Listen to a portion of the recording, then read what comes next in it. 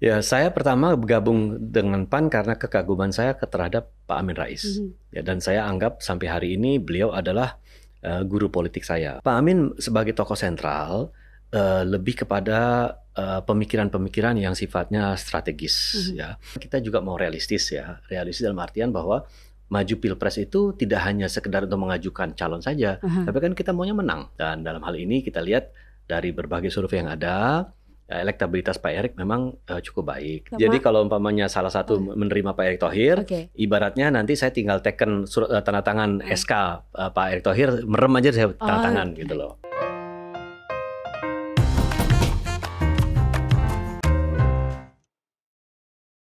Selamat datang di podcast Tirto, Warrior Pemilu yang muda yang berpolitik, bersama saya Restu Diantina.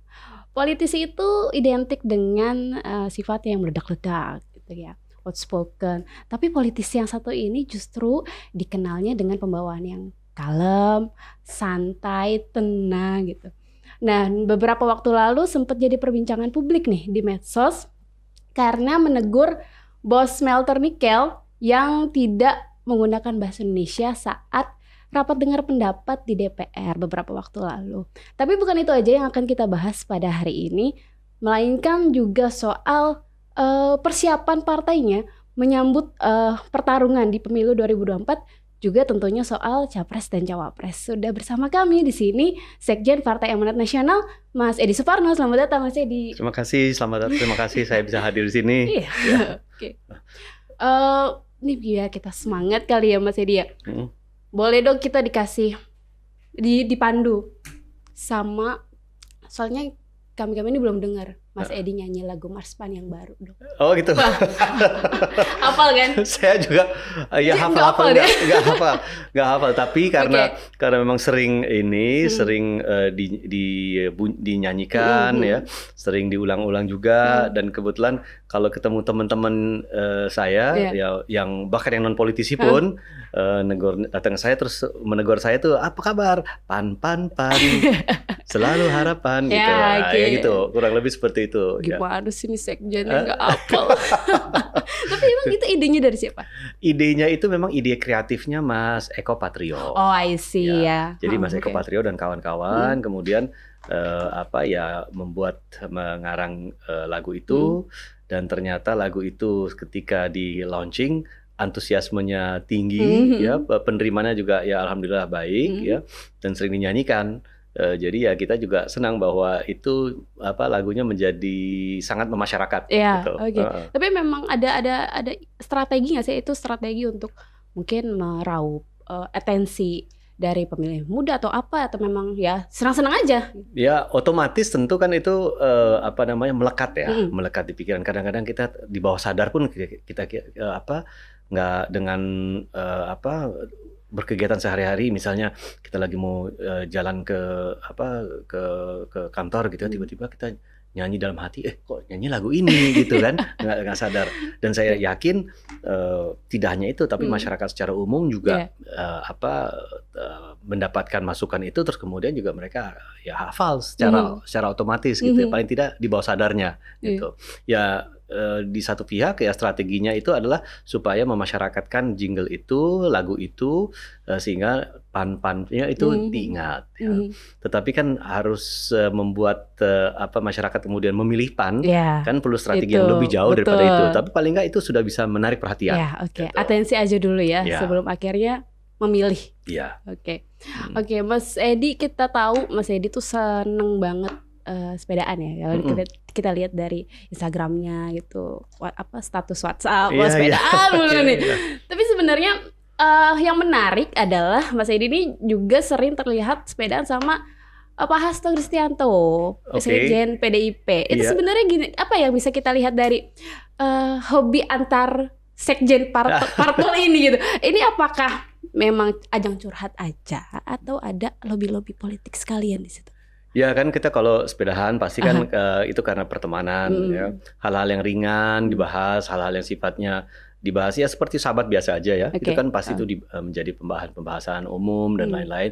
Tetapi memang biasanya nanti setelah sepedahan sarapan bareng, ngopi bareng gitu ya. Di sini itu baru nanti kita omongin hal-hal yang sifatnya lebih detail, mungkin yang sifatnya nggak bisa atau belum bisa dipublikasikan rencana ke depan gitu ya. Nah, dan waktu itu ya sekarang bisa saya buka karena sudah terjadi.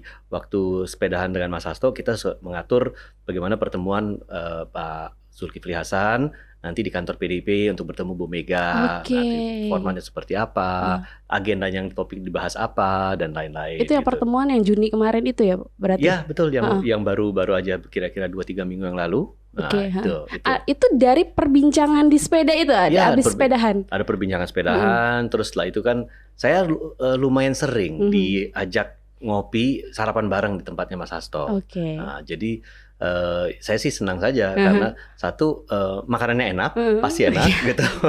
Kedua ya kan kita punya waktu yang luang karena Mas Hasto dan saya kebetulan kita orang pagi. Jadi berkegiatan tuh pasti pagi. Gitu. Nah, jadi saya kadang-kadang jam 6:30, jam 7 udah ada di kantornya. Kita sarapan bareng, kita ngobrol. Nanti jam 9 saya ke kantor, Mas Hasto juga kantor PDIP. Ya, jadi kegiatan kita ya seperti itu. Yang penting ya ada waktu sejam 2 jam ya kita untuk bisa catch up, untuk kita bisa komunikasi, diskusi. Menurut saya itu yang paling penting karena banyak hal-hal yang bisa kita kita jajaki ke depannya. Gitu. Ini juga bisa kita bilang sebagai politik di atas sepeda gitu ya? Atau ya mungkin juga gitu ya, tetapi ya ini kan sepedahan itu kan passion ya, kesenangan kita. Mas Hasto juga sepedahannya juga senang ya. Ya jadi ya kita bisa lakukan dua hal sekaligus, sepedahan iya, lobby politik iya gitu ya. Yang penting kan bagi kita persahabatan semakin dekat. Kalaupun suatu ketika kita memiliki pilihan politik yang berbeda, yaitu pilihan politiknya, tapi persahabatannya tetap jalan. Gitu. Sepedaan aja lah ya kan, enak kan, galau hilang, sehat gitu ya Pak ya. Nah, dari hasil pertemuan dari politik sepeda tadi menghasilkan pertemuan PAN dan PDIP pada akhirnya. Di situ juga ada pembahasan yang penting kan, akhirnya PAN menyodorkan satu nama. Untuk cawapres Pak Erick Thohir. Pertanyaannya memang sudah saya sering dengar jawabannya dari Mas Edi. Kenapa Pak Erick dan kenapa bukan Pak Zulhas? Oh, ya memang kita kan di satu pihak sebagai partai politik tentu kita menghendaki kalau kader terbaik kita maju sebagai capres atau cawapres. Apalagi PAN sudah punya rekam jejak di situ. 2004 kita mengajukan Pak Amin Rais. Saya waktu itu wakil manajer kampanyenya. Terus kemudian 2014 Pak Hatta Rajasa. Terus kita di internal kan juga pikir-pikir ini jangan-jangan nih siklus 10 tahunan nih, 2004, 2014, 2024 gitu loh. Kita ada kemungkinan untuk mengajukan Pak Zulhas di sini gitu. Tentu kalau kemungkinan itu ada, pasti kita akan ajukan. Nah, tetapi kan kita juga mau realistis ya. Realistis dalam artian bahwa maju Pilpres itu tidak hanya sekedar untuk mengajukan calon saja, tapi kan kita maunya menang. Betul. Gitu. Kita mau menang. Dan dalam hal ini kita lihat dari berbagai survei yang ada, elektabilitas Pak Erick memang cukup baik dan akhir-akhir ini malah kelihatannya Pak Erick dapat momentum sehingga mengungguli Pak Sandiaga Uno sekalipun kemarin ya dari kemarin saya hasil survei dari SMRC gitu. Nah, jadi ya tentu lebih realistis juga kita berpikirnya, apalagi Pak Erick Thohir ini sudah hampir 2 tahun ini sangat intens berkegiatan dengan PAN. Ke acara-acara PAN beliau hadir, berkegiatan bersama-sama. Ketika beliau ke daerah, beliau mengunjungi basis-basis konstituen PAN bersama pengurus PAN tentunya. Ya, dan itu membuat kita sangat dekat. Oleh karena itu juga kader-kader di daerah itu juga menyuarakan hal yang sama. Artinya tidak ada penolakan ya. Kenapa enggak Pak Zulhas aja gitu? Enggak, ternyata enggak ada penolakan. Memang tentu mereka merasa kalau Bang Zul maju, kita pasti bangga deh. Dan kita pasti akan all out. Tetapi karena Bang Zul pun sudah mengendorse Pak Erick Thohir. Nah, jadi akhirnya semuanya bergerak sekarang untuk mendorong Pak Erick Thohir dan semuanya solid. Kita mengajukan Pak Erick Thohir sebagai cawapres. Oleh karena itu dalam pertemuan dengan Bu Mega, termasuk juga pertemuan dengan Pak Prabowo ya di lain kesempatan, itu kita juga sudah sampaikan keinginan kita untuk menyandingkan capres dari Gerindra maupun capres dari PDIP bersama-sama dengan Pak Erick Thohir. Monggo silahkan siapa mau memilih Pak Erick. Nah itu kan berarti posisinya adalah yang menawarkan duluan adalah dari pihak PAN. Iya, betul. Pak Erik waktu itu apa responnya kemudian akhirnya setuju? Pak Erik dari awal memang karena sudah punya kedekatan dengan Pak Zul, tentu karena sama-sama kan dari Lampung ya. Betul. Tentu mereka Pak Erik merasa bahwa ini adalah amanah yang berat yang diterima karena kader PAN di seluruh Indonesia secara umum mengatakan bahwa kita mengajukan cawapres yaitu Pak Erick Thohir, sehingga beliau mengatakan bahwa ya kalau memang itu amanah yang diberikan oleh kader-kader PAN termasuk oleh DPP PAN, ya tentu saya akan jalankannya sebaik-baiknya. Jadi beliau juga menyambutnya meskipun ini amanah yang cukup berat ya, karena bagaimanapun juga berkontestasi di Pilpres bukan hal yang ringan. Betul. Ini kan bukan pilgub, bukan pil walkot gitu ya. Nah, jadi ini kan nasional sifatnya, dan kalau kita lihat ya nasional itu kan ya kita harus merangkul semua kepentingan, kita harus merangkul semua suku, termasuk semua golongan, seluruh daerah yang ada itu harus mampu dirangkul, dan ini saya kira sudah dilakukan oleh Pak Erick Thohir dengan cukup baik saat ini. Tinggal kita nanti mendorong saja ketika beliau sudah menjadi cawapres secara resmi. Betul. Gitu. Oke. Nah itu tadi respon dari Pak Erick, oke setuju gitu ya. Nah kemarin ketemu Bu Mega, gimana responnya? Bu Mega mengatakan pada saat itu bahwa beliau menampung namanya, karena menurut Bu Mega cukup banyak juga nama-nama cawapres yang sudah diterima, sudah diajukan kepada beliau, sehingga tentu itu nanti akan dibahas bersama-sama dengan teman-teman yang ada di dalam kerjasama politik yang akan mengusung Pak Ganjar dengan cawapresnya. Nah, sehingga ya kami dalam hal ini juga ingin menindaklanjuti juga pertemuan dengan PDIP. Waktu itu memang kita akhiri pertemuan itu dengan sebuah pesan di mana nanti dalam waktu yang mudah-mudahan tidak terlalu lama lagi DPP PDIP akan berkunjung ke kantor PAN. Oke. Gitu. Ya. Itu belum tahu kapan tuh ya Pak? Belum ya, saya kira ini kan waktunya juga masih cukup lama gitu ya, sampai kita kemudian bisa memfinalisasi, apalagi untuk melakukan pendaftaran capres cawapres, sehingga ya kami dalam hal ini siap saja kapan aja teman-teman dari PDIP mau datang, ya tentu kita siap dan dengan senang hati kita terima. Oke.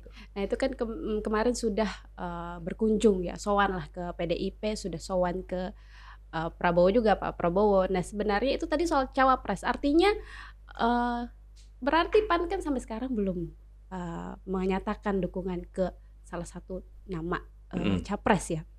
Sudah sampai mana sejauh ini, sudah sampai mana Pak? Ada satu nama yang sudah gitu. Kita kan mengajukan Pak Erick Thohir itu kepada PDIP, yang hal ini sudah menentukan Pak Ganjar sebagai capresnya, termasuk juga pada Gerindra yang sudah menentukan Pak Prabowo sebagai capresnya. Jadi memang pilihannya nggak jauh dari dua sosok ini. Nah, oleh karena itu ya kita juga melihat bahwa rekam jejak PAN dengan PDIP kerjasamanya sudah baik.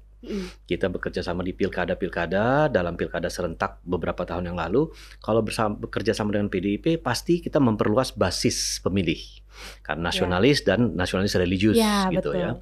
Nah, tetapi dengan Gerindra kita juga punya kedekatan, karena PAN sudah dua kali mengusung Pak Prabowo di dalam Pilpres. Jadi kerjasamanya juga sudah cukup baik. Ya, jadi kita melihat bahwa dua-duanya ini baiklah kita ya. Jadi kita nggak punya kecanggungan, tidak punya hal yang membuat kita kemudian membatasi untuk bisa bekerja sama dengan partai yang lain. Tidak, kita bisa bekerja sama dengan semua, apalagi dengan PDIP dan dengan Gerindra. Ya, jadi itu sudah baik. Tinggal sekarang faktor kuncinya itu Pak Erick Thohir. Gitu. Oh gitu. Jadi sebenarnya bolanya ada di Pak Erick. Ya bukan, bolanya ada di PDIP atau di Gerindra. Siapa yang mau diterima, siapa yang mau menerima Pak Erick? Siapa yang mau menerima Pak Erick? Ya, jadi gitu aja. Ya. Tinggal tunggu. Ya, jadi kalau umpamanya salah satu menerima Pak Erick Thohir, ibaratnya nanti saya tinggal teken tanda tangan SK Pak Erick Thohir, merem aja saya tanda tangan gitu loh. Akhirnya Samina Watona. Iya, pokoknya siapa yang akan menerima Pak Erick, ya kita nanti akan dukung gitu loh. Tapi di internal sendiri gimana? Soalnya ya kemarin Pak Awi ya bilang katanya ada elit di PAN yang lebih condong ke Pak Ganjar gitu kan. Ada friksi gitu di internal. Ya kan begini, Pak Ganjar kan punya basis yang sangat kuat di Jawa Tengah. Betul. Ya, tentu ada pengurus-pengurus kita, elit-elit partai yang juga punya pemikiran yang sama karena memang berasal atau punya basis juga di Jawa Tengah. Ya, jadi mereka teman-teman mengajukan nama Pak Ganjar. Tetapi secara umum juga banyak yang mengatakan bahwa kan kita sudah punya kerjasama yang baik dengan Pak Prabowo. Jadi kenapa nggak kita teruskan? Apalagi kesempatannya sekarang ini bagus untuk Pak Prabowo. Momentumnya ada. Dalam survei-survei beliau boleh dibilang ya salib menyalip ya dengan Pak Ganjar gitu ya. Jadi ya bagi kita itu sah-sah saja. Demokrasi di dalam partai tentu kita hidupkan. Kita siapapun bisa menyampaikan pandangan dan pendapat. Tapi pada akhirnya ketika sudah diputus, nah semua harus ikut. Nah, semua harus ikut. Tapi kalau boleh dipersentasiin berapa ke Pak Ganjar, berapa ke Prabowo? 50-50. 50-50. Biar adil. Oke. Kan tadi mungkin belum ada capres yang masih galau lah ya. Ada kemungkinan nggak akan sebenarnya nanti ada poros keempat gitu? Sangat mungkin dan kita tidak pernah menutup kartu untuk mengajukan Pak Zulhas. Itu masih tetap hidup. Misalnya waktu itu ada wacana Pak Erlangga dengan Pak Zulhas, Golkar, PAN, itu cukup loh. Parliamentary threshold, presidential threshold-nya itu mencukupi. Gitu. Jadi syarat itu sudah tercukupi. Kita bisa ajukan. Dan menurut saya itu juga bukan ide yang buruk, gitu ya. Mungkin kalau dilihat dari elektabilitas, hitung-hitungan di atas kertasnya, ya mungkin tidak terlalu kuat dibandingkan pasangan calon yang lain. Tetapi bagi partai tentu itu akan sangat bermanfaat. Karena apa? Kader-kader Golkar, kader-kader PAN akan bekerja ekstra keras untuk memenangkan ketua umumnya masing-masing. Gitu. Jadi artinya kita kerja ekstra keras, kita betul-betul berkorban, ikhlas berkorban ya ketika ketua umum kita maju. Artinya apa? Di pemilu legislatif bisa diperkirakan Golkar dan PAN akan mendulang suara yang tinggi. Meskipun pilpresnya mungkin kalah gitu. Tapi pemilunya bisa menang. Gitu. Tapi lebih prioritasnya kemana? Pilpres menang atau pemilu menang? Bagi partai, hakikat dan keberadaan partai itu kan adanya di parlemen. Jadi bagi saya pribadi, saya ingin menang di pemilu, menang besar di pemilu. Syukur-syukur kalau bisa pemilu dan pilpresnya menang. Tetapi kalau disuruh pilih, saya akan memilih pemilu. Gitu. Karena bagi saya punya kekuatan besar di parlemen itu amat sangat bermanfaat menentukan ketimbang saya nggak punya kursi di parlemen atau kursinya saya sedikit di parlemen, tetapi saya ikut dalam pemenangan pilpres gitu ya. Ya mungkin saya hanya bisa dapat kursi yang terbatas di kabinet, tetapi di parlemen boleh dibilang saya dalam tanda petik tidak punya kekuatan. Ya saya boleh dibilang ya lemah di parlemen. Sementara partai itu kan harus kuat di parlemen. Karena kita bisa melakukan perubahan-perubahan itu kan melalui undang-undang, melalui sisi pengawasan, penganggaran, dan lain-lain. Tapi sebenarnya untuk poros keempat ini sampai saat ini di mata PAN itu realistis kah atau ya udah cuma bergaining politik aja biar harga naik? Harga saham naik gitu ya? Enggak. Itu saya kira sih masih realistis ya, tetap realistis. Dan kader-kader pun masih menyuarakan hal tersebut gitu ya. Termasuk juga kader-kader Golkar. Saya kira kalau mereka ingin ingin berpikir secara lebih rasional untuk kepentingan partainya, tentu kita akan mengajukan ketua umum kita sebagai capres dan cawapres ya. Dan saya kira skenario itu masih tetap hidup sampai hari ini. Tapi artinya sebenarnya PAN sendiri sudah menyadari ya kalau elektabilitas ya penokohan Pak Zulhas ini memang belum terlalu tinggi jika dibandingkan dengan tokoh-tokoh lain gitu, capres-capres lain. Ya kita kan lihat di dalam survei-survei yang ada gitu ya, dalam survei-survei yang ada memang nama-nama yang bertenggar di top 3 atau top 5 itu ya nggak jauh kan dari Pak Prabowo, Pak Ganjar, Pak Anies, mungkin nanti setelah itu ada AHY, ada Ridwan Kamil dan lain-lain ya. Memang di luar itu saya kira adalah tokoh-tokoh yang memang masih belum masuk hitungan sebagai tokoh dengan elektabilitas yang bisa mumpuni untuk memenangkan pilpres ya. Tapi bukan berarti bahwa kita tidak punya kemampuan untuk mengajukan itu dan kalau itu sepanjang itu bermanfaat untuk partainya, menurut saya kenapa tidak? Gitu. Kalau di nanti kira-kira targetnya ya Pak ya di DPR mau berapa kursi? Kita targetnya sekarang ini 60 sampai 66 kursi. Oh, oke. Nambah 20. Nambah 16. Nah, ya hampir nambah 22 20 kursi ya. Kalau sampai 66. Ya menurut saya target itu 60 cukup realistis karena kita melihat bahwa kita persiapannya jauh lebih matang dibandingkan 2019. Kenapa begitu? Karena kita sudah melakukan sistem pencalegan dini. Jadi jauh sebelum pemilu 2024 ini kita sudah melakukan pencalegan dini dan itu boleh dibilang antusiasmenya cukup tinggi. Kedua, kita juga sekarang ini berbeda dengan 2019. 2019 kita adalah partai di luar pemerintahan. Sekarang kita di dalam pemerintahan ya. Jadi ini juga tentu membuat ruang gerak kita juga menjadi lebih luas gitu. Nah, ketiga, ya boleh dikatakan bahwa sekarang ini PAN sudah punya modal kembali ke hitohnya. 2019 kita agak terlalu ke kanan, gitu. Agak terlalu ke kanan. Ketika itu, waktu itu memang kita melihat bahwa suara kaum agamis, kaum religius itu ngumpul di satu tempat, gitu ya. Jadi akhirnya kita ikut ke sana, ke kanan. Nah, yang terjadi apa? Yang terjadi adalah pemilih kita yang notabene adalah pemilih di tengah itu lari ke partai lain, pemilih kanan nggak milih PAN. Gitu. Nah, setelah itu strategi itu kita rubah lagi. Pasca 2019 kita kembali ke hitoh kita, yaitu Partai Nasionalis Religius, Islam modern moderat tengah. Gitu. Masih di sana? Ya, tetap di sana. Kita harus ada di situ. Karena PAN itu ketika didirikan ya memang jati diri PAN ada di sana. Gitu. Sehingga ketika kita bergerak terlalu ke kanan atau terlalu ke kiri, pemilih kita menjadi bingung. Akhirnya mereka mencari alternatif lain. Gitu. Nah, sekarang kita sudah kembali ke hitoh dan itu kita rasakan bahwa arus balik pemilih PAN itu sudah mulai kembali.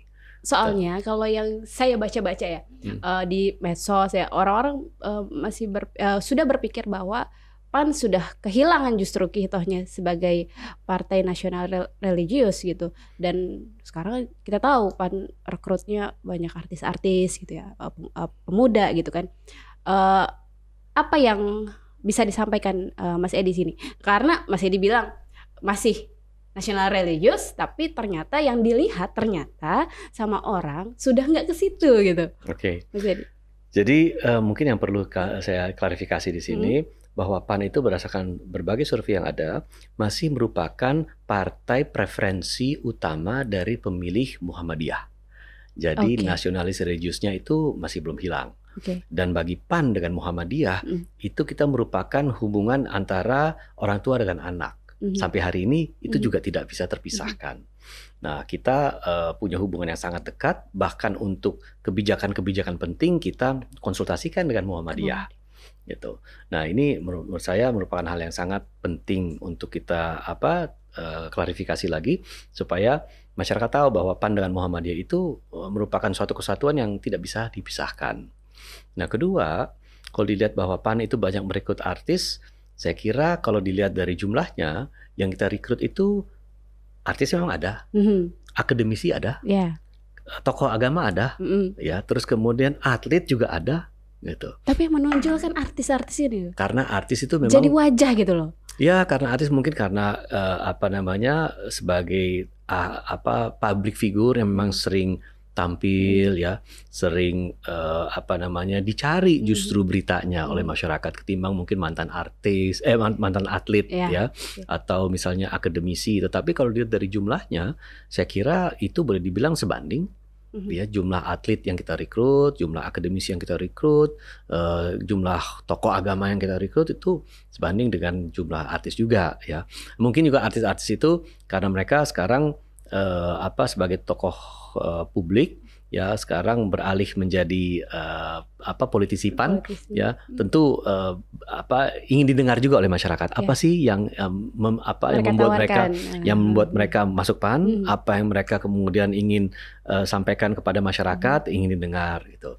Nah, kalau teman-teman yang lain dari jalur yang lain mungkin nggak terlalu diminati, meskipun menurut saya sangat bermanfaat loh kalau sampai kita lihat atlet, kenapa sih atlet mau masuk gitu ya. Tentu mereka nanti akan fokus kepada kebijakan terhadap atlet-atlet atau olahraga atau dunia olahraga gitu ya. Akademisi terhadap dunia tentu akademik dan lain-lain. Ya, saya kira itu penting karena kita mengambil kader-kader baru dari berbagai jalur. Jadi sangat luas kita ambil. Bahkan dunia usaha juga ada. Mantan-mantan pengusaha atau yang sekarang juga masih jadi pengusaha, sehingga ya kita lihat bahwa sekarang kader-kader yang akan maju sebagai caleg itu variasinya sangat luas. Oke. Kita tadi udah ngobrol dikit soal pemilu ya dan capres-cawapres. Kita coba flashback dulu kali ya, Mas Edi, ke 2004 waktu kampanyenya Pak Amin Rais. Di sana Mas Edi jadi wakil ketua pemenangan kampanye lah ya. Yeah. Pengalaman apa yang didapatkan dari pas jadi tim kampanyenya Pak Amin sampai akhirnya memutuskan untuk stay di PAN sampai saat ini, bahkan setelah Pak Aminnya sendiri udah nggak jadi kader? Ya, saya pertama bergabung dengan PAN karena kekaguman saya terhadap Pak Amin Rais. Ya, dan saya anggap sampai hari ini beliau adalah guru politik saya. Banyak saya belajar dari Pak Amin. Pak Amin sebagai tokoh politik, sebagai intelektual, memiliki wawasan yang sangat luas ya. Dan itu membuat saya tertarik dan kemudian sempat meninggalkan pekerjaan saya sebagai bankir untuk bergabung dan tidak dibayar menjadi wakil ketua tim pemenangan Pak Amin. Nggak dibayar itu. Ya itu karena ya itu panggilan hati ya, panggilan hati. Nah, kemudian saya dalam perjalanan itu saya banyak belajar tentang organisasi, banyak belajar tentang partai politik, banyak belajar tentang politik praktis itu sendiri ya.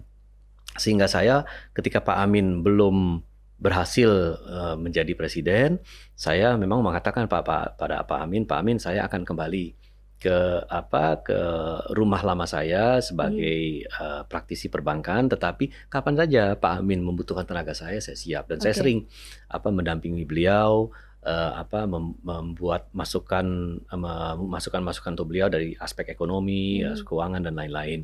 Itu sampai akhirnya saya tahun 2015 nah itu saya diminta oleh Pak Zulhas untuk menjadi sekjennya untuk betul-betul fokus di partai. Tetapi menurut saya perjalanan saya dari 2004 sampai 2015 itu meskipun saya tetap berpraktisi sebagai sebagai bankir, saya tidak pernah lepas dari dunia politik. Saya tetap mengikuti dunia politik yang ada. Nah, sehingga pada saat saya terjun 2015 full di dunia politik, nggak kaget gitu. Sudah tahu kurang lebih seperti apa seluk-beluknya. Meskipun ya terjun langsung dengan mengamati kan beda ya. Nah, jadi ketika terjun langsung ya banyak hal-hal yang baru juga yang perlu saya lakukan. Tapi saya ibaratnya orang di kolam diceburin itu nggak punya waktu untuk belajar berenang, langsung harus berenang gitu. Tapi apa waktu itu respon Mas Edi sendiri waktu Pak Amin akhirnya keluar dari PAN itu kan? Responnya apa? Dan akhirnya mendirikan Partai Umat. Ya, secara pribadi tentu saya merasa kehilangan ya sosok Pak Amin. Karena Pak Amin itu bagaimanapun juga saya merasa sebagai politisi senior pengalamannya sangat banyak dan sebagai akademisi itu pemahaman dan pengetahuannya sangat luas luar biasa itu. Apalagi kalau kita lihat latar belakang pendidikan akademik Pak Amin itu nggak main-main ya, ke Universitas Chicago ya, ambil doktoral di sana, Al-Azhar di Kairo ya, dan beliau itu kemana-mana beliau sekolah, kuliah di luar negeri itu semua beasiswa. Jadi nggak mungkin kalau beliau itu tidak berprestasi secara akademik bisa dapat beasiswa. Jadi saya banyak menyerap ilmu dari beliau. Jadi ya, saya sedih ya, tetapi akhirnya saya berpikir bahwa ya Pak Amin memiliki langkah dan jalur perjuangan tersendiri. Kami juga memiliki langkah dan jalur perjuangan tersendiri. Ujung-ujungnya kita berjuang ini supaya bisa bermanfaat untuk masyarakat. Udahlah, itu yang membuat saya kemudian agak lega karena kita sama-sama masih berjuang untuk kemaslahatan masyarakat. Gitu. Tapi sebenarnya yang kita nggak tahu ya di luar ini, kenapa sih Pak Amin itu akhirnya sampai keluar dari PAN? Siapa yang meminta keluar? Nggak ada yang meminta. Jadi saya kira pada saat pasca Kongres 2022, 2020, maaf, pasca Kongres 2020 di Kendari, saya kira Pak Amin kemudian memutuskan untuk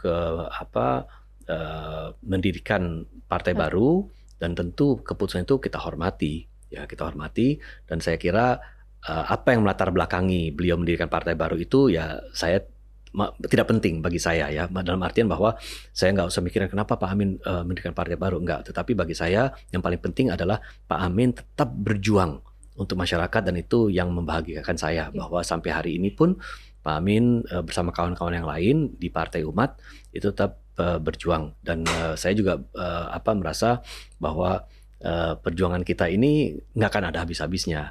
Jadi meskipun kita sudah makan asam garam yang panjang, kita udah jatuh bangun di politik, tetapi sepanjang kita masih melihat bahwa ada orang yang perlu dibantu, yang tidak bisa membantu dirinya, dan kita lakukan itu melalui jalur politik, tentu saya kira itu sangat positif. Termasuk juga dalam hal ini Pak Amin Rais. Pak Amin ini kan tokoh sentral ya di PAN. Apa yang terjadi di PAN setelah Pak Amin pergi? Saya kira gini, Pak Amin sebagai tokoh sentral lebih kepada pemikiran-pemikiran yang sifatnya strategis, ya.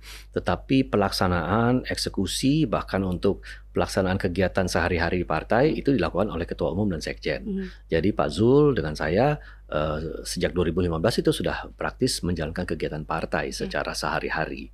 Nah, tetapi untuk strategi-strategi besar tentu kita masih konsultasikan dengan Pak Amin. Nah, setelah beliau tidak ada di partai, ya tentu kita melakukan konsolidasi di internal, apalagi ketika itu Pak Hatta Rajasa kembali aktif di partai, Pak Sutrisno Bachir juga kembali aktif di partai. Jadi itu menjadi vitamin baru bagi kita, bahwa ada dua mantan ketua umum yang juga aktif untuk ikut memikirkan strategi-strategi besar partai ke depannya. Jadi menurut saya hal ini membuat kami optimis bahwa partai ke depan, apalagi menghadapi pemilu 2024, ya akan siap, karena kita memiliki pemikir-pemikir seperti Pak Hatta dan Pak Sutrisno Bachir yang ikut aktif terjun dalam keseharian partai. Kalau dari segi pemilih sebenarnya sudah kelihatan belum apa perbedaan selama Pak Amin masih di PAN dengan Pak Amin sesudah pergi dari PAN? Saya kira gini loh, saya tidak mau membicarakan sebelum atau sesudah, tetapi yang saya sampaikan bahwa pemilih PAN dari dulu adalah pemilih yang punya karakter, mereka itu adalah pemilih urban, ya, aktif, produktif, kemudian kelas menengah, ya. Memiliki tingkat pendidikan yang boleh dibilang SMA ke atas, ya, bahkan lebih kepada pendidikan S1 ke atas, ya, dan itu adalah pemilih tengah kita, itu pemilih tengah.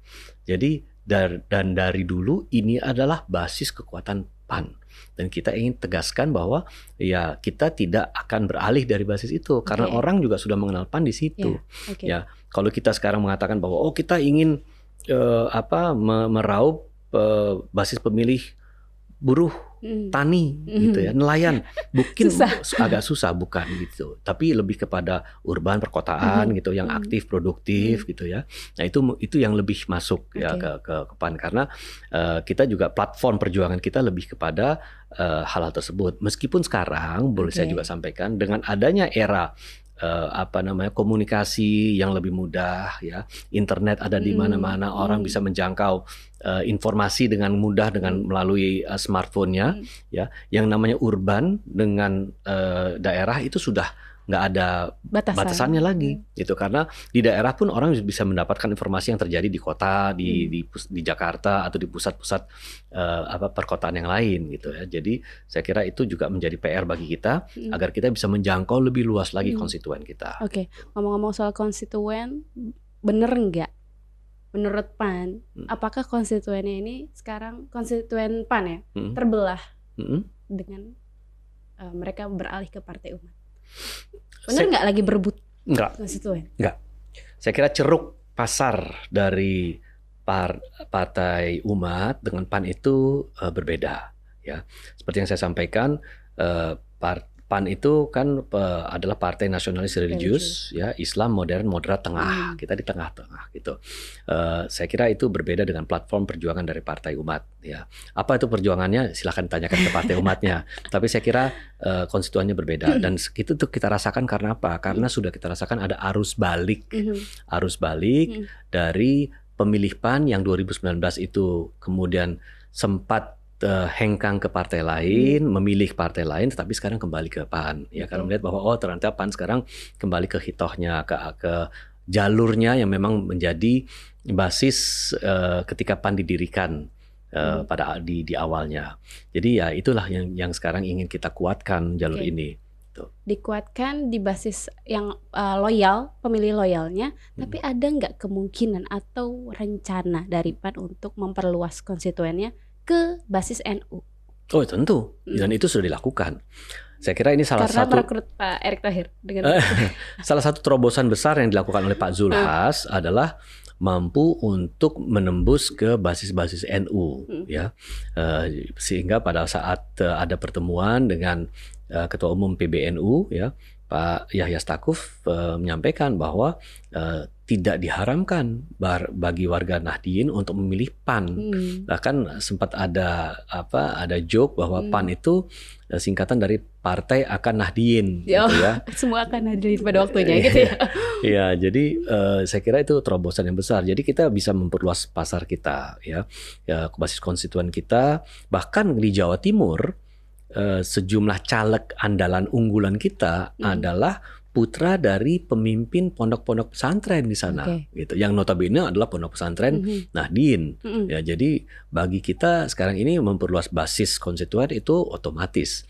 Apalagi sekarang kita juga lihat di basis-basis yang non tradisional PAN, ya, itu kita justru berhasil dengan baik. Misalkan saja di Papua, itu PAN adalah salah satu di antara dua partai yang punya 2 kursi.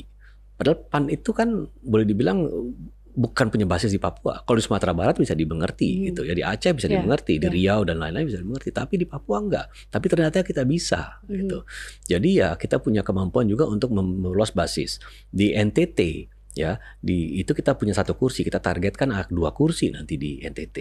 Jadi di basis-basis non tradisional tentu kita merasa bahwa sekarang ini kita punya kemampuan dan itu akan kita lakukan, dan mudah-mudahan strategi kita akan menjangkau konstituen baru dalam hal ini. Itu strategi untuk pileg, ya. Ya. Kalau strategi ini kan ada kenyataan pahit. PAN kalah di Pilpres 2 kali. Gimana caranya? Apa strategi untuk mencegah ini akan jadi hat-trick di 2004 kalah Pilpres? Apa strateginya? Tentu kita kan sekarang melihat bahwa kita punya kemampuan untuk membaca hasil survei yang ada.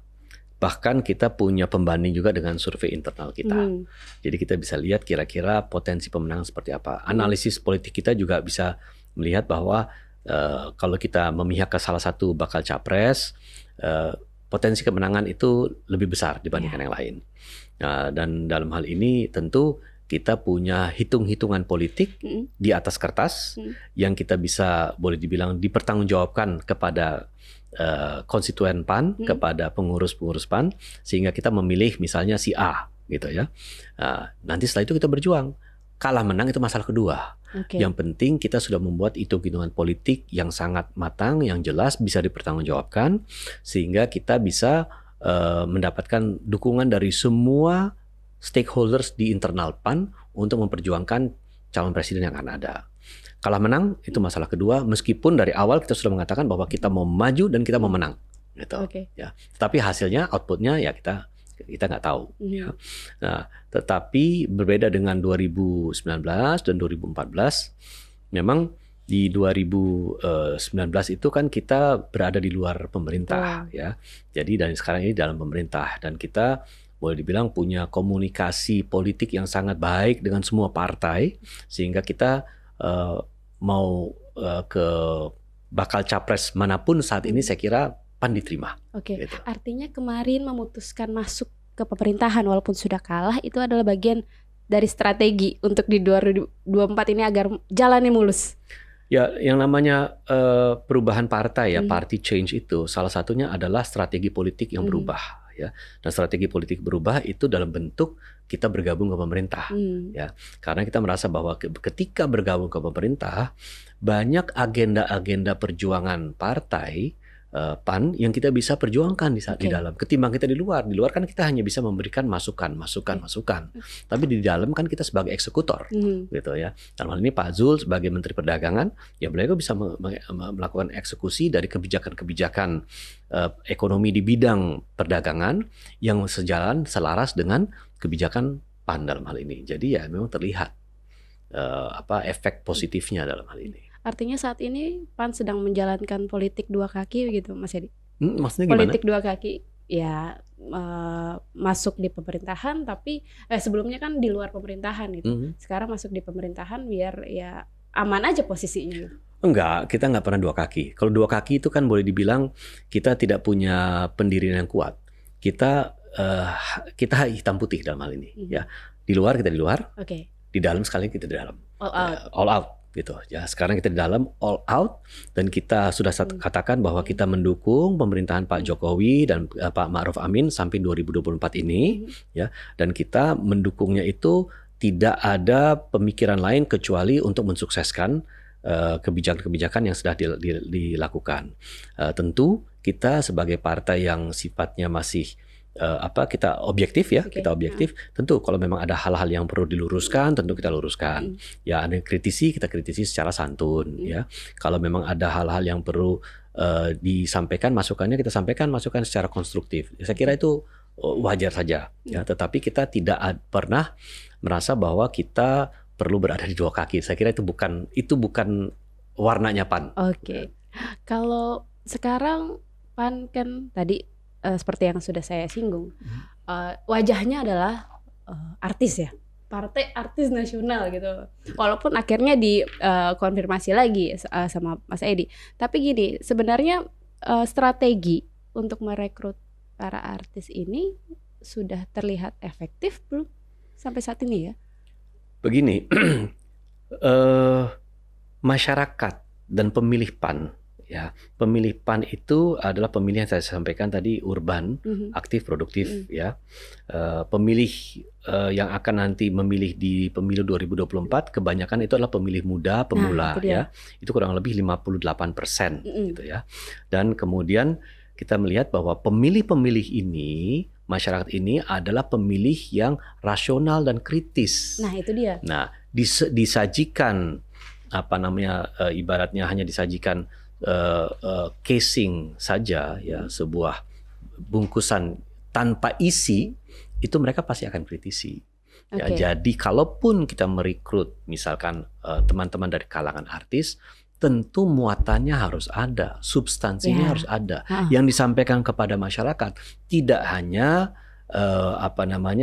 sebuah sosok artis yang kemudian tidak menyampaikan sebuah gagasan atau ide kepada masyarakat. Oleh karena itu, tentu teman-teman dari jalur keartisan akan diberikan pendidikan politik. Ya, ketika nanti bertemu dengan masyarakat, nanti bisa menyampaikan apa yang menjadi aspirasi atau yang dikehendaki oleh masyarakat. Nah, jadi dalam artian bahwa ini pendidikan politik ini kita berikan pada seluruh kader atau bacalek yang mau maju, ya. Tidak peduli itu artis, itu tokoh agama, itu atlet, akademisi, semuanya kita berikan, sehingga mereka itu memiliki jati diri sebagai insan politik, bukan sebagai artis lagi. Ya, kalau kita lihat hari ini, mungkin mantan-mantan artis yang ada di DPR gitu misalnya ya, Teh Desi Ratnasari ya, kemudian kita ada dari Golkar ada Mbak Nurul Arifin gitu ya. Itu kan kalau dilihat mereka memang sempat menjadi artis dan cukup terkenal, tapi hari ini mereka adalah politisi yang tangguh. Gitu. Nah, inilah yang kita mau jadikan nanti ke depannya, bahwa kelak teman-teman kita yang dari jalur keartisan itu harus menjadi politisi yang tangguh. Dari jalur akademisi harus jadi politisi yang tangguh. Juga dari jalur misalnya tokoh agama dan atlet dan lain-lain. Harus seperti itu. Tapi ada nggak sih syarat dari PAN sendiri ya, buat artis-artis nih yang mau nyalek gitu ada nggak sih? Harus seperti ini, harus ini, ada kriterianya gitu nggak sih? Atau ya semua aja yang mau masuk, dah sini kita tampung. Enggak tentu dan itu juga enggak ini kok. Enggak itu bukan tidak datang dari dua belah pihak, dalam artian begini. Kita tentu melihat peluang atau potensi teman-teman dari jalur keartisan yang memang punya minat politik. Ya, seperti misalnya Uya Kuya, Surya Utama gitu ya. Uya Kuya tuh ternyata ya latar belakang pendidikannya juga politik gitu ya. Dan beliau juga Uya Kuya tuh sudah punya podcast yang juga cukup baik ya, membahas masalah-masalah politik. Pasha Ungu gitu ya, itu sekarang ini menurut saya dia punya bakat politik yang sekarang bisa keluar ketika menjadi politisi PAN ya, dan ini sudah terlihat dan ini transformasi ini juga kita berharap terjadi pada teman-teman dari jalur keartisan yang lain.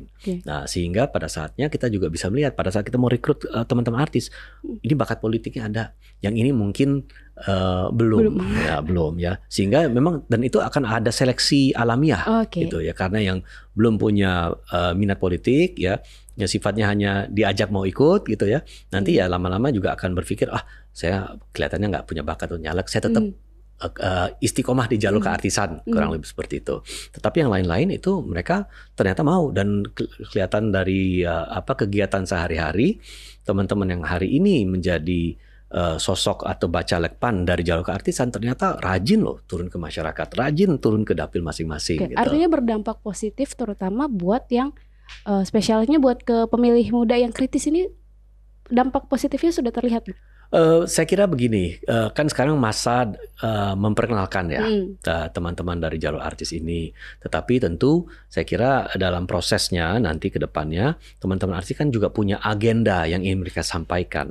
Dan agenda inilah yang menurut saya merupakan gagasan yang perlu dirancang secara matang sebelum kita sampaikan kepada masyarakat. Karena hari ini masyarakat ingin mendengar apa yang kamu bisa perbuat untuk saya. Betul. Apa solusi yang kamu tawarkan untuk saya gitu. Nah, ini adalah pesan penting yang harus diformulasikan agar masyarakat itu menjadi yakin bahwa dia tidak hanya sekedar artis, tetapi dia punya kemampuan untuk memberikan solusi yang saya tunggu-tunggu gitu. Tapi kalau di PAN itu ada nggak sih Mas sayap partai yang khusus untuk menaungi anak muda gitu? Ada. Kita punya namanya Barisan Muda Penegak Amanat Nasional. Itu saya partai khusus menaungi anak-anak muda. Kita punya Kaukus Milenial PAN. Ini juga anak-anak muda. Apa yang dilakukan mereka? Kegiatan-kegiatannya sifatnya lebih kepada kegiatan-kegiatan yang menjangkau komunitas-komunitas, ya, kegiatan-kegiatan diskusi, dialog. Kita punya gerakan yang namanya Gerakan Birukan Langit Indonesia yang lebih kepada hal-hal yang sifatnya perlindungan lingkungan, ya, jadi pembersihan sampah, ya, sungai, kali dan lain-lain. Nah, ini yang saat ini kita lakukan, dan menurut saya ini adalah salah satu strategi kita untuk bisa menjangkau pemilih muda dan pemilih mula ini. Ya, itu kan salah satu cara PAN untuk meraup, meminta atensi dari pemilih muda. Mungkin sudah dilakukan dengan artis-artis itu tadi kan, juga salah satu caranya. Tapi kalau secara konsep yang lebih dalam lagi untuk pengambilan keputusan, apakah itu juga melibatkan anak muda juga di dalam partai, Mas Edi? Atau cuma jadi gimmick aja, ya udah kita anak muda gitu, tapi sebenarnya mereka ditempatkan nggak sih untuk pengambilan keputusan kayak gitu-gitu? Kita punya 5 anggota DPR RI. Usianya di bawah 35 tahun. Mereka pertama kali nyalek langsung jadi. Gitu. Bahkan ada yang paling muda, sekarang belum 30. Gitu. Waktu menjadi anggota DPR itu baru mau 24 tahun. Gitu. Nah, ini adalah teman-teman kita dari kalangan muda yang punya pemikiran sejalan dengan anak-anak muda yang sekarang ada, gitu loh. Jadi suara anak muda itu terrepresentasikan oleh mereka. Sehingga dalam diskusi-diskusi internal kita, strategi partai ke depan tentu kita dengarkan suara mereka. Gitu loh. Ini loh yang kira-kira ini kehendaki. Isu-isunya apa? Hari ini ya, isu-isunya anak muda, dan ini kita dapatkan dari masukan yang kita kelola, kita analisis di internal. Satu isunya adalah lapangan pekerjaan. Gitu ya. Bagaimana bisa mendapatkan lapangan pekerjaan secara lebih mudah saat ini. Ya, kedua, masalah apa? Banyak sekarang ini pasangan-pasangan muda sulit untuk bisa membeli rumah sendiri. Betul, milenial ya. Itu, nah itu isu-isu ini yang kita akan sampaikan, gitu loh ya. Itu kita sampaikan, dan ini adalah hasil internal kita, kajian internal kita dari siapa? Ya dari teman-teman anak-anak muda yang ada di PAN. Jadi betul-betul kita tidak jadikan gimmick. Mau ngapain ya? Kita rekrut anak tokoh-tokoh muda, apalagi sudah menjadi anggota-anggota DPR RI.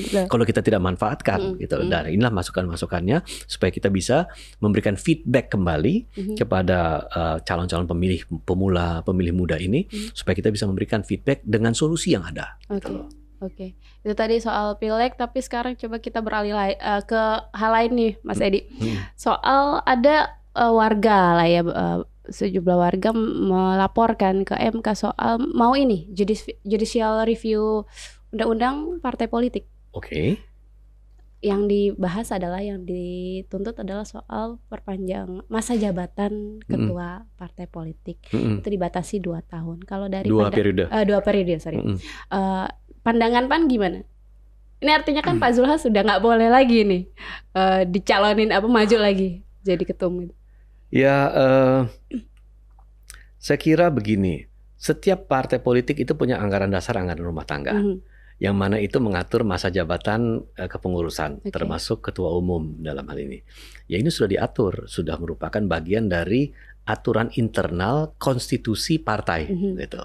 Jadi saya kira itu sudah menjadi pegangan dan tidak perlu lagi dilakukan perubahan terhadap hal yang sudah menjadi kesepakatan internal partai, gitu. Dan kita di PAN ini merubah anggaran dasar, anggaran rumah tangga hanya bisa melalui kongres. Kongres itu terjadi 5 tahun sekali, kecuali ada kongres luar biasa, ya.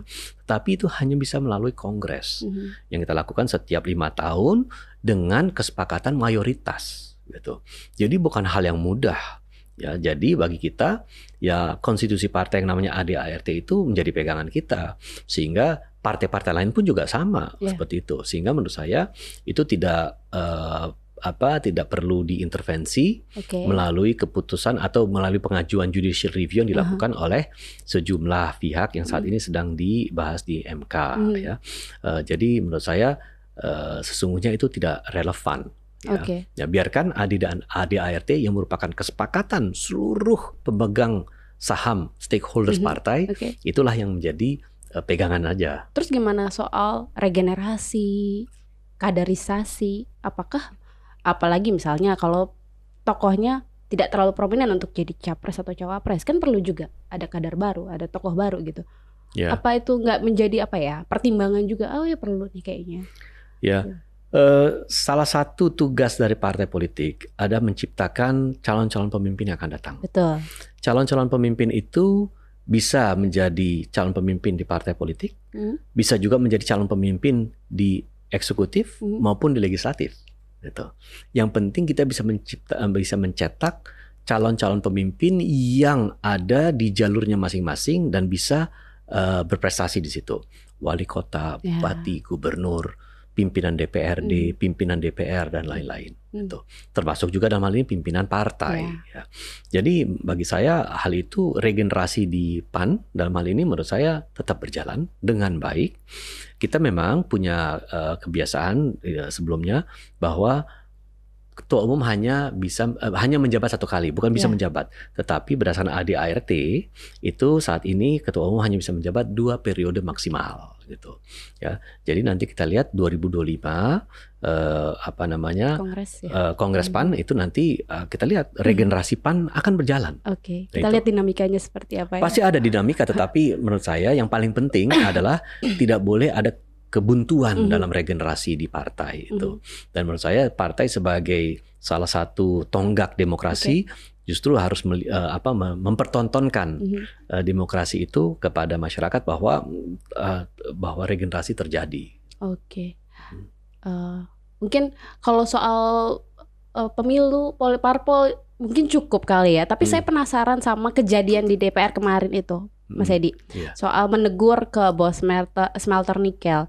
Sebenarnya kan kita udah jelas ya, posisinya Mas Edi adalah bahwa ini peraturan.